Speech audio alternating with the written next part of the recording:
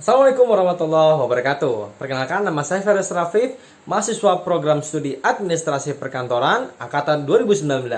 Oke, jadi hari ini saya akan membahas mengenai apa itu kurasi digital dan bagaimana cara kita bagaimana cara kita melakukan kurasi secara digital dengan file-file yang setelah kita punya atau yang telah kita ciptakan. Oke, sebelum kita masuki materi, di sini saya ingin mencoba menjelaskan apa itu kurasi digital. Secara definisi, kurasi digital ialah menjaga atau memberikan daya guna pakai sebuah file atau dokumen untuk digunakan di masa yang akan datang. Jadi, kurasi digital ini berfungsi untuk menjaga nilai-nilai dari file itu sendiri atau menjaga keabsahan dan juga keaslian. Nah, sebelumnya ada yang tahu nggak sih kurasi digital itu muncul pada tahun berapa? Nah, kurasi digital itu muncul di tahun 2001, tepatnya itu di London. Nah, itu dalam sebuah seminar.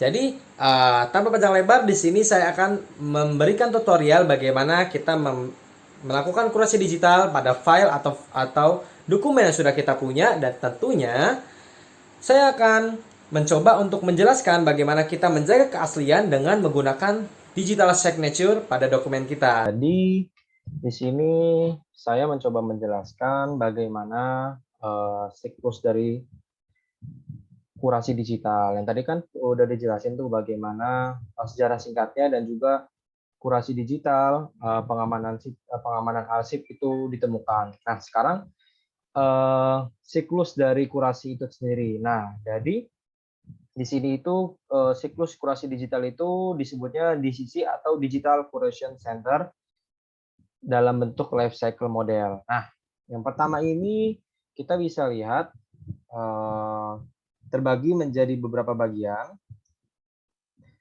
Yang pertama itu bagian yang utama adalah core. Bagian utama core ini adalah bagian paling inti dari life cycle model dari DCC atau kurasi digital tersebut. Nah, dari core model ini yang paling utama itu terdiri dari data atau database. Sebenarnya udah tahu belum sih isi dari data atau database sendiri?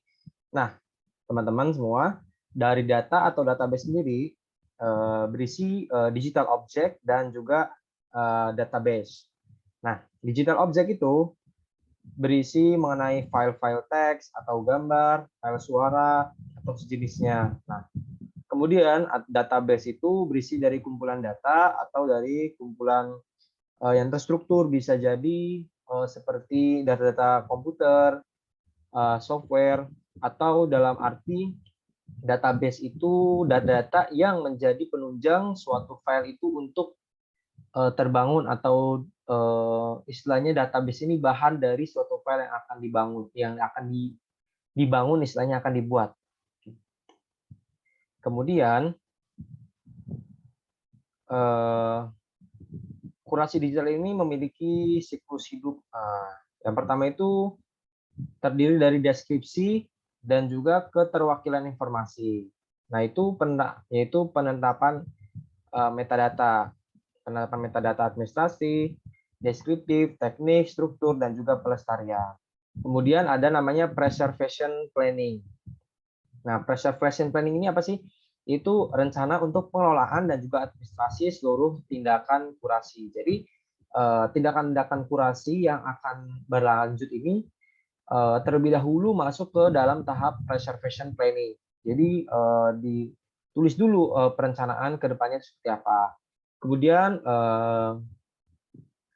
pengamatan dan partisipasi dari komunitas, yaitu menjaga pengamatan pada aktivitas komunitas yang tepat dan juga berpartisipasi dalam pengembangan standar bersama peralatan dan perangkat lunak yang sesuai. Oke.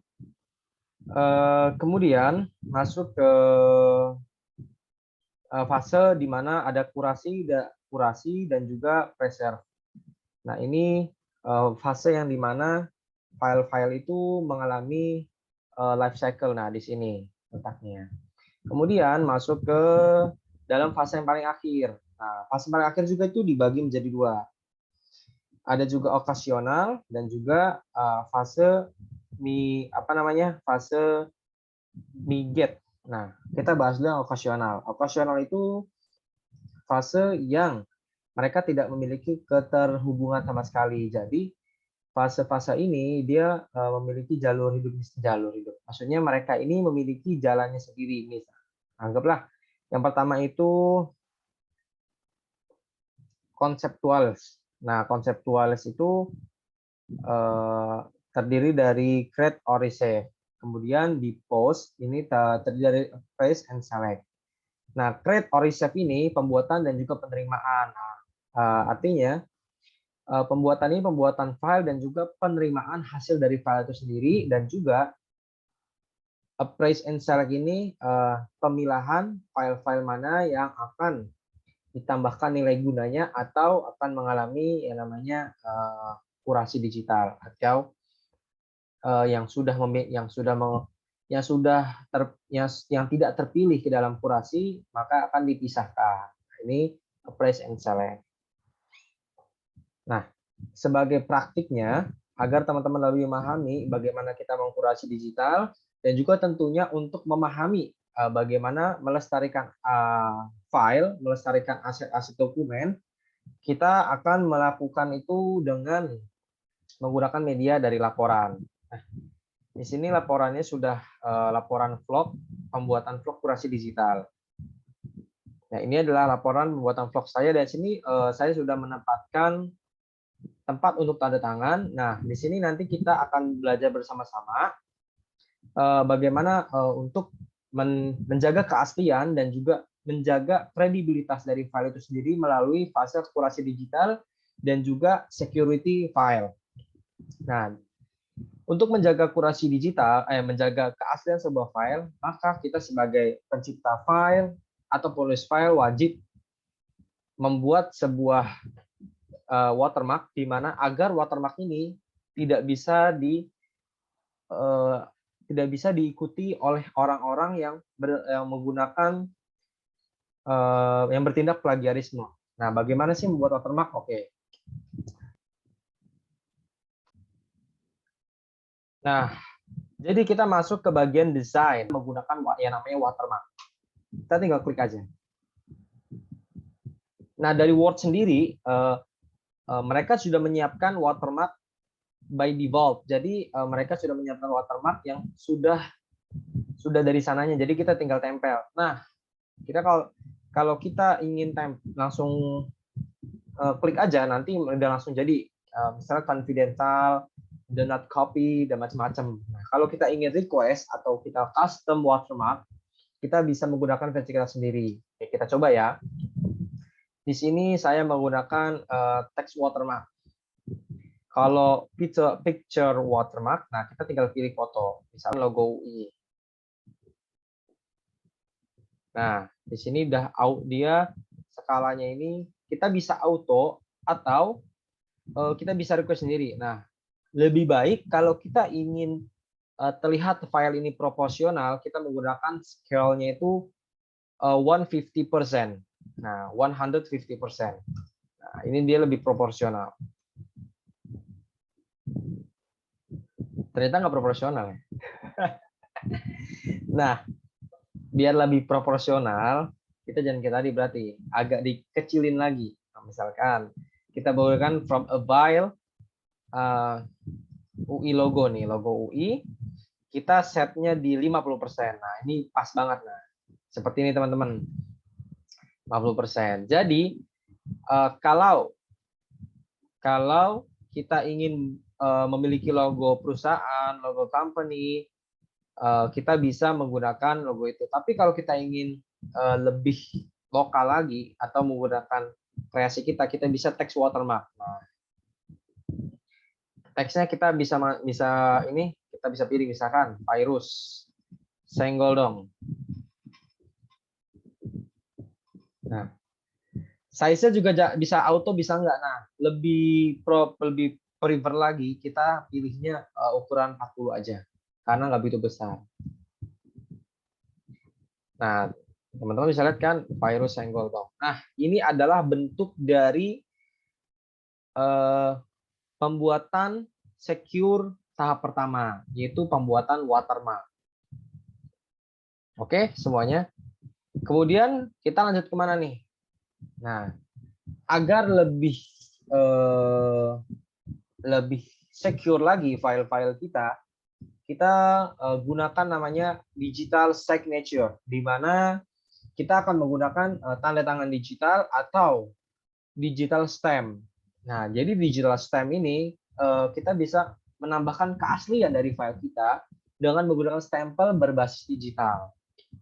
Oke, sebelumnya kita save dulu file yang udah kita berikan watermark. Kita save aja, klik ini bisa, Control Save juga bisa. Oke. Sip. Nah, teman-teman semua, kalau kita ingin menambahkan digital signature atau digital stamp, kita bisa menggunakan DocuDesign atau platform lainnya. Nah, di sini saya menggunakan DocuDesign. Jadi kita pertama udah bikin link dulu kan, bikin daftar sana sini dulu. Kemudian kita login dulu. Kita login dengan account kita. Kemudian kita nanti tinggal drop file kita yang udah kita save tadi, yang udah kita tambahkan watermark tadi.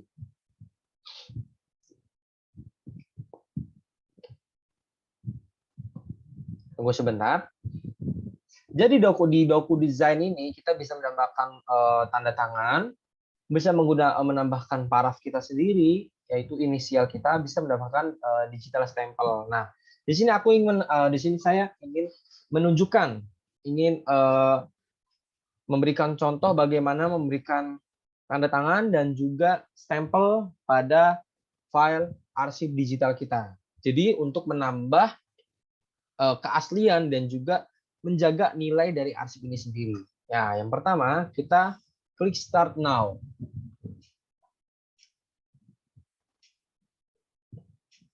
Upload file. Nah, kita pilih desktop karena kita sudah menyimpannya di sana. Kemudian pilih di mana kita menyimpan tadi. Nah, karena di sini saya menggunakan buat dokumen pribadi saya, kita pilih ini.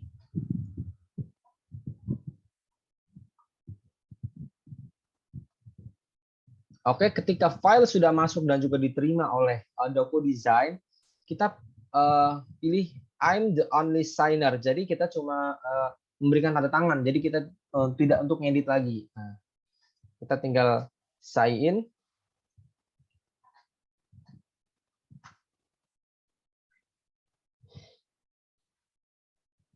Loading sementara. Nah, kemudian nanti kita persiapkan tanda tangan kita, digital stamp kita. Nah, di sini saya sudah mempersiapkan digital signature dan juga digital stamp.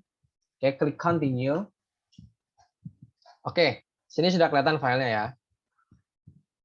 Di sini sudah ada watermark-nya. Jadi kita tinggal klik signature. Nah, di sini sudah kan. Ini adalah digital signature dari saya sendiri. Oke. Nah, sudah kelihatan kan. Kemudian kita boleh menambahkan stamp. Nah, boleh di sini, boleh di sini. Pada umumnya stamp itu di sini normalnya. Kita tinggal klik aja karena kan kita tidak langsung include. Nah, kita tinggal masukin digital stamp yang bisa add new, bisa ya sudah kita sediakan. Di sini saya sudah menyediakan. Jadi klik aja yang stamp UI-nya. Done. Nah, langsung keluar. Kita tinggal atur aja di mana posisinya yang paling proper. Nah, kalau menurut kita di sini udah paling pas. Oke, ya kan? Di sini sudah paling pas dan juga paling tepat. Kita tinggal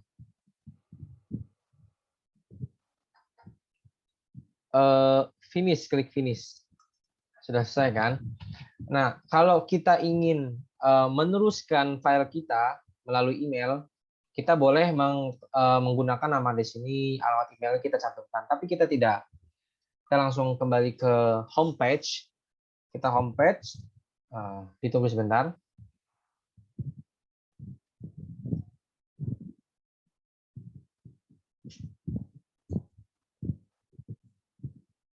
Nah, ini kita sudah sampai ke homepage. Nah, kita lihat yang paling baru atau last update itu kita di jam 1.32.39 PM. Nah, kita download di sini.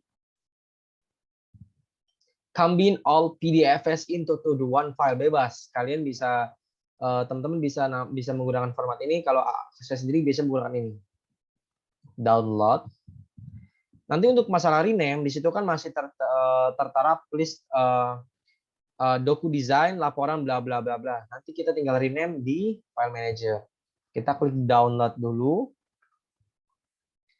Nah, teman-teman sudah lihat kan? Kita tinggal buka.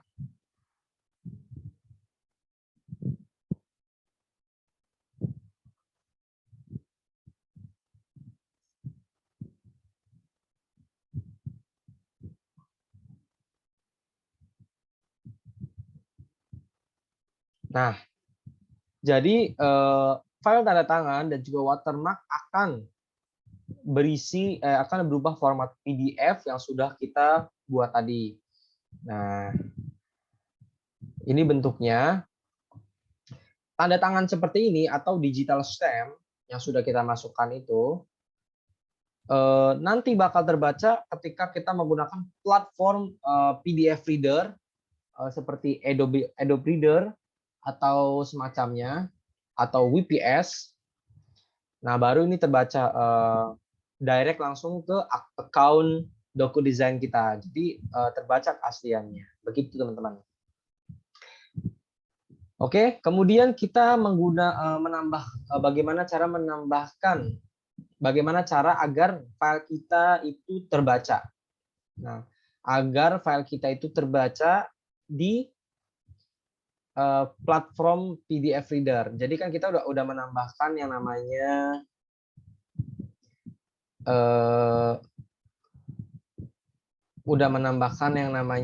tanda tangan dan juga digital stamp.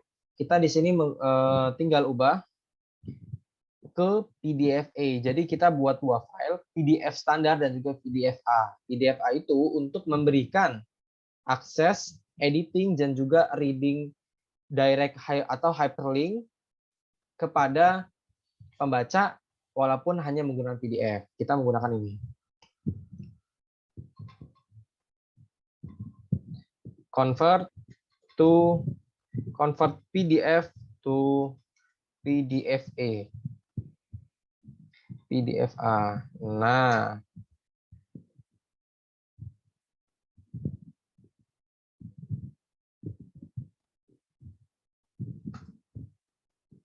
kita tinggal pilih salah satu linknya.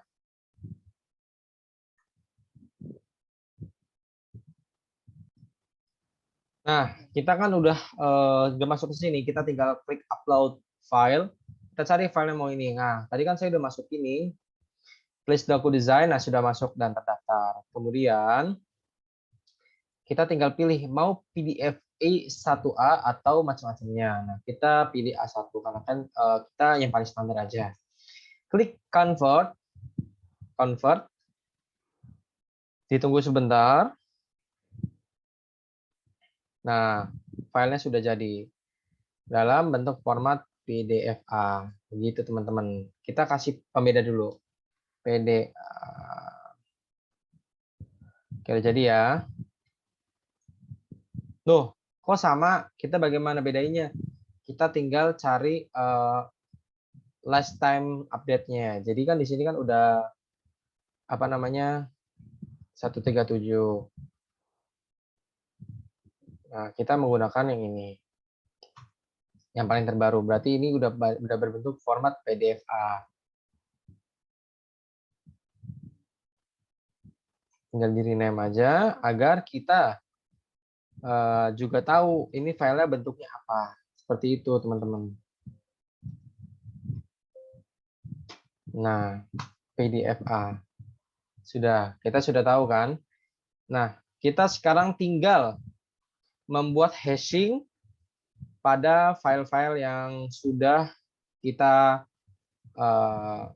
convert, yang sudah kita tambahkan digital signature dan sebagainya.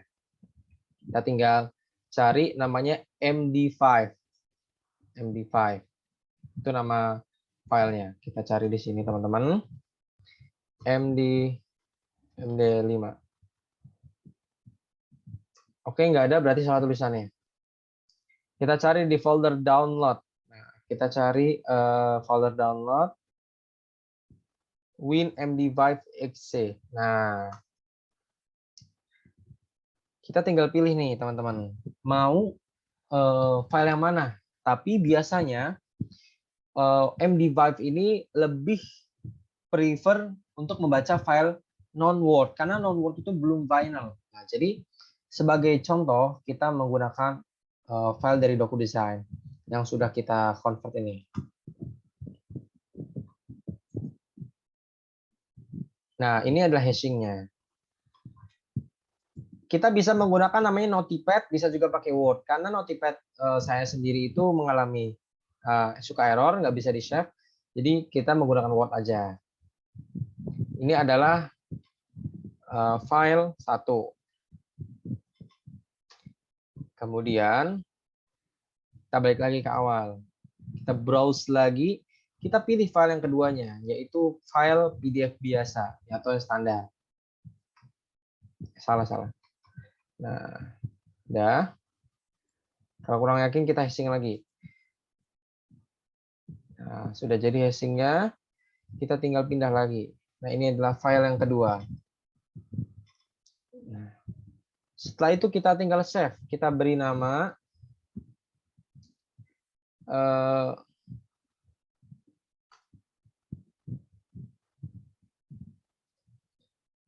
praktik kurasi digital Fairuz Rafif. Nah, kita tinggal menggunakan format TXT. Nah, plain TXT. Tinggal save. Dan itu sudah beres. Kita pindah dulu filenya, formatnya ya. Kita ke download. Jadi biar kita gampang ngehimpunnya. Sip. Jadi kan? Tinggal oke aja. Oke teman-teman. Untuk filenya sudah keluar dan dalam bentuknya akan seperti ini. Nah, jadi untuk file-file dalam praktik kurasi digital, untuk menjaga keaslian dan juga menjaga nilai dari file itu sendiri, kita perlu menjaga keaslian serta menjaga keabsahan dari file itu sendiri agar tidak mengalami plagiarisme. Jadi untuk itu kita harus menerapkan cara-cara seperti tadi yang sudah saya coba jelaskan. Nah, oke teman-teman. Tadi kan kita sudah belajar bersama-sama bagaimana mengkurasi secara digital dan juga bagaimana kita menjaga keaslian file atau folder kita by signature, digital signature. Nah, sekarang di sini saya ingin memberikan insight bagaimana atau apa aja sih bahan-bahan yang digunakan dalam melakukan kurasi digital. Nah, dalam laporan yang saya buat, di sini saya menggunakan file pertama ialah SKCK, kemudian transkrip nilai, kemudian sertifikat TOEFL, kemudian catatan kuliah atau sejenisnya. Nah, kemudian dilanjutkan untuk masuk pre-scan, di mana pre-scan ini kita menentukan aplikasi scan atau provider scanner mana yang akan kita gunakan. Nah, di sini saya menggunakan provider dari Scan by Mobile. Jadi nama aplikasinya ialah Tab Scanner, boleh Cam Scanner atau sejenisnya. Nah, di sisi lain, sebelum kita melakukan scan, kita harus menyiapkan dulu file-filenya itu A, B, C-nya itu siapkan. Dibersihkan dulu hard copy-nya agar hasil dari scan yang dihasilkan itu maksimal. Setelah kita melakukan scanning semuanya, ingat teman-teman semua, ubah file scan itu menjadi PDF karena sesuai dengan tugas, file scan akan di-upload dan juga dipublikasikan menggunakan format PDF. Nah, setelah itu selesai, kita masuk ke tahap registrasi atau penamaan ulang atau pendataan ulang dari arsip digital kurasi kita. Yang pertama itu penamaan arsip.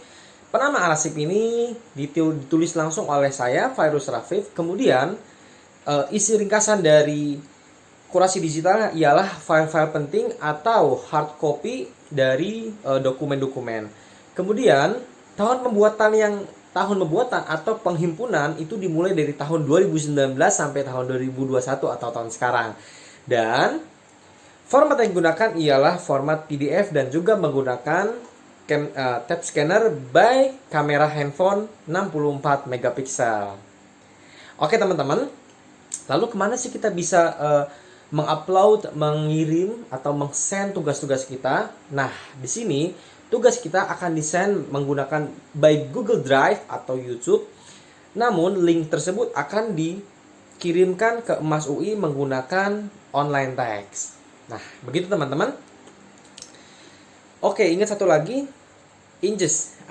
Ingest ini agar file kalian lebih terjaga keasliannya dan juga menghindari dari plagiarisme, gunakan watermark atau digital signature. Karena digital signature tidak akan pernah bisa di copy paste karena dia menggunakan direct link. Oke teman-teman, begitu saja penjelasan mengenai kurasi digital dengan saya Farus Rafif. Lebih dan kurangnya terima kasih, dan juga terima kasih kembali kepada Bapak Tasdik Eko Pramono yang sudah mengajarkan dan juga memberikan banyak masukan kepada saya mengenai arsip elektronik. Wassalamualaikum warahmatullahi wabarakatuh.